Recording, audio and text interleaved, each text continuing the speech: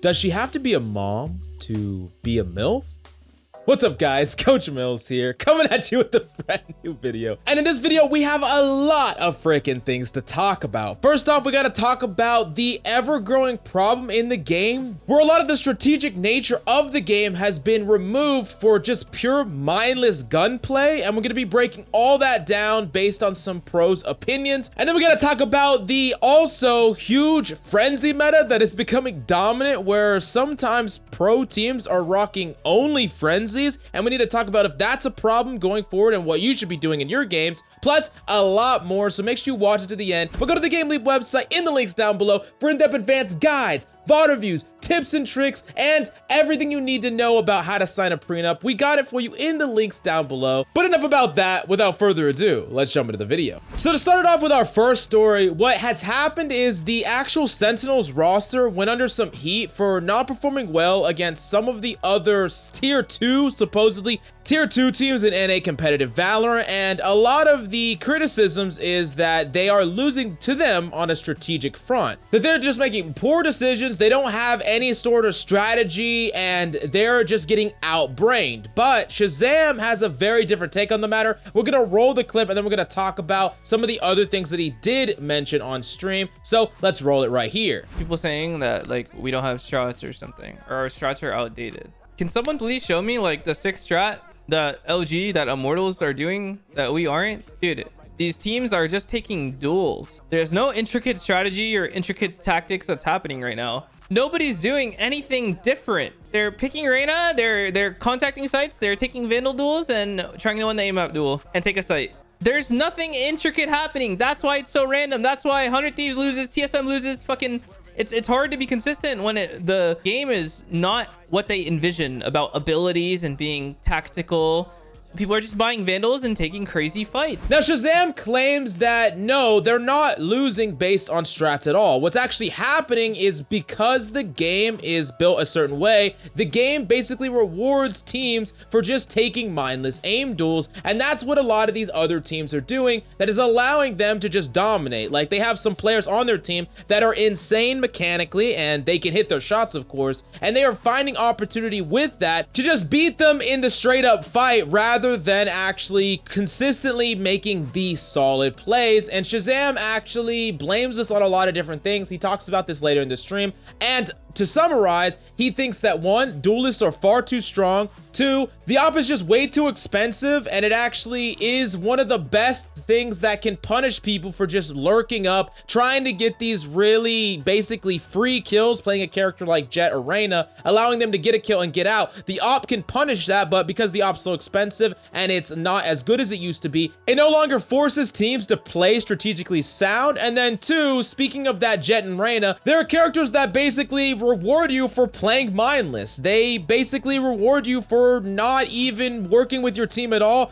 going in a really bad position. You can get a kill and you can get out with basically no penalty at all. And because of all this, plus a lot of the Sentinel nerfs of the past, because it seems that Riot just keeps nerfing Sentinels, all the while making duelists rise at the top of the meta, he thinks that overall the game is in a place that is far more mindless aiming and gun duels rather than game sense positioning and strategy, which of course Shazam fundamentally disagrees with, and to a similar extent I agree with as well. But is this just an NA problem? That's the big question, because in Korea and EU, a lot of the games are playing out far differently than they are in NA, and a lot of people thought that NA was a very competitive region, but it's playing way differently from these other regions, so we don't really know quite why. The EU plays a lot more default strats, Korea seems to make a lot more ability-based combos, and we know for a fact that the mechanical level of all these players are still incredibly high. So why aren't they just abusing what some of the teams in NA are abusing? Is it because the teams in NA just can't keep up? They don't have good enough strats? They don't put enough effort into focusing on that team play? Or are these other regions so far ahead of NA that it makes team play matter far more? That doesn't really make sense to me, but I honestly have no idea why the metas and the ways that these games and pro matches playing out are so fundamentally different from region to region. It really does look like NA is taking a much much more individualistic approach compared to the other regions that take a far more team-oriented and pro-coaching slash strategy slash macro approach. But on the other end of the spectrum, I do know that the meta in the pro Valorant scene did look a lot better before, when a lot of these duelists weren't at the forefront and there was a lot more strategy around Sentinels.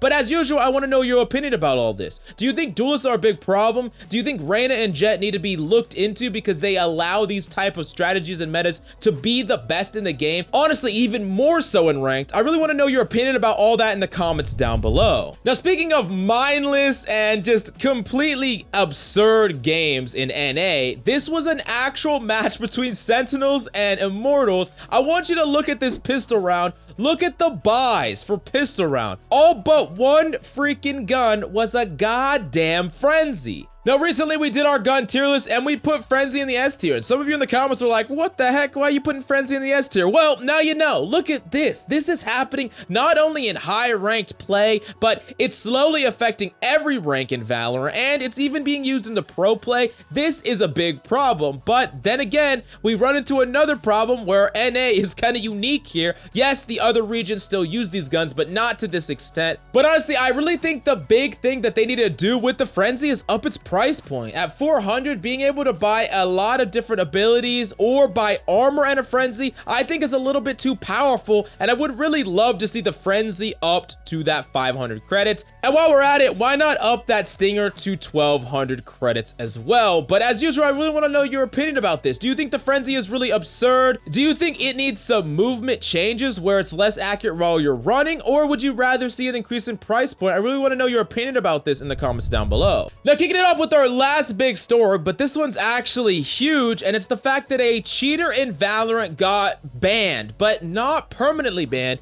He only got banned for 12 months. Slasher posted this on Twitter stating, Riot Games has determined former CSGO and current Valorant pro player Nisei was cheating in a ranked match and has been banned for 12 months from official Riot competitions. He went to follow this up stating, 12 months, that's it? Riot professes to take cheating very seriously in Valorant, but when they actually catch someone, they give them a slap on the wrist. Not good enough, Riot. And then Liquid Mendo responded to this stating, 12 months, huh? Good to know I have a backup plan if I can't hit Radiant. All I have to do is take a vacation after and then come back. Jake Lucky responded saying, remember when Epic gave 2 weeks, lol, good times. And Aimer7 also responded to Slasher stating, do you even understand that giving such a ridiculously low penalty, they are actually giving a strong incentive to cheat? Are they trying to do a stress test of their anti-cheat or? And basically, all in all, the responses to this have been overwhelmingly negative, with the majority of players saying 12 months is simply not enough. And honestly, I 100% agree. You cheat in Valorant at all, and you should get banned from the professional scene for life, forever. I don't care if Valorant's around for 20 years, 30, 40, whatever. You cheat at all in this game and you get permanently banned from this game. And maybe this seems harsh to you, maybe this seems kind of brutal, but realistically, if you're a professional player, you need to represent the esport as well, and competitive integrity is a huge part of that. How in the world is Riot gonna take such a hard line stance against cheating, and then hypothetically, someone could come back a year later after cheating in their game and then somehow compete in the ranked space? That should just never ever happen. I know that it seems kind of brutal, but honestly, just get rid of them. Never let them compete, never let them touch the game. They can move on and do something else with their life. They can go to McDonald's, flip burgers while never ever getting a MILF. It doesn't matter to me. I just want them to freak away from Valorant. Definitely let me know if you disagree with me on this front. Do you think that they should just get a really long sentence and then eventually be able to come back? Or do you just think that they should just be made an example of always? Whenever they cheat, they just never ever get to touch the game. I really want to know your opinion about all this, because I really agree with a lot of the comments here, and I'm pretty brutal when it comes to cheaters. When there's so many damn people trying to improve and better themselves in the game and climb to places legitimately, only to run in and actually get beat by people that are not playing on a level playing field, those people can go fuck themselves, for lack of a better term. But go to the GameLeap website in the links down below for in-depth advanced guides, VOD reviews, tips, and tricks to improve yourself the legitimate way, climb to the highest ranks of Valorant, and better yourself as a player. do yourself a favor, go check it out in the links down below. But I hope you enjoyed the video. Definitely let me know what you think about all the swords in the comments down below. That's all I got for you today. Actually, probably there's gonna be a second upload today, so look out for that. But see you next time.